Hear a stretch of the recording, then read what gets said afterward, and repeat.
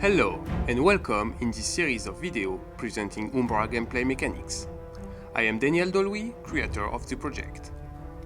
Today we will focus on two different features of the game, called Resource Opposition System and Elemental Effect Interaction. Umbra is an action RPG game without class restriction for your character building, meaning that you can use any weapon, armor or skill and play with them. If you want to dual wield axes and cast fireball, you are free to do so. Let's take a look at the interface.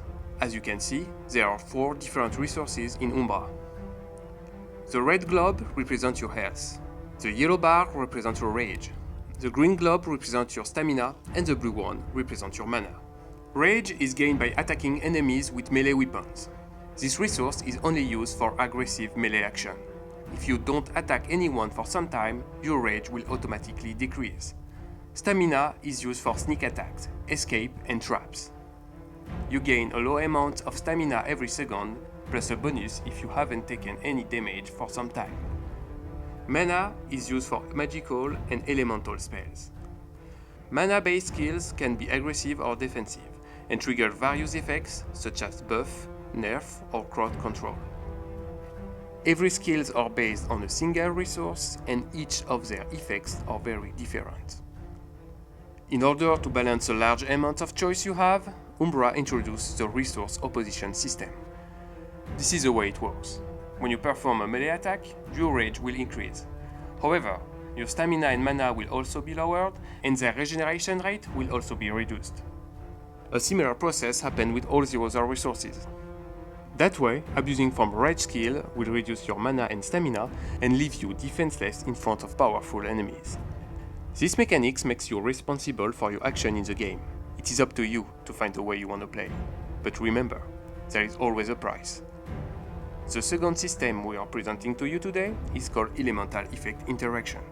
This system manages interaction between fire, water, lightning and ice. Fire skills usually burn and spread on the ground, dealing damage over time to enemies. If a fire skill is cast on water or ice, the effect may be reduced or even inactive. Frost skills can freeze enemies or slow them down. Frost is effective combined with melee attacks, triggering additional shatter damage. Lightning can spread in water, hitting all nearby enemies. It can also stun any enemy in a wet state. An enemy enters a wet state when it is under the rain or walking in a river. This system balances the gameplay and allows you to create helpful combos. If a frozen enemy is burned, he unfreezes and enters a wet state. You can then use a lightning strike and stun him. It also means that frost and fire are not very effective together alone. These mechanics can also be used with the level design. Lightning will be very effective in a flooded area, and frost will be more effective in a snowy mountain.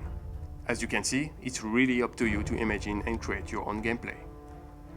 We hope you enjoyed this video presenting the very basic of Umbra gameplay. In the following videos, we will show you more of the exciting features we developed. Our Kickstarter campaign will start on May the 13th. So stay tuned and please spread the news with your friends.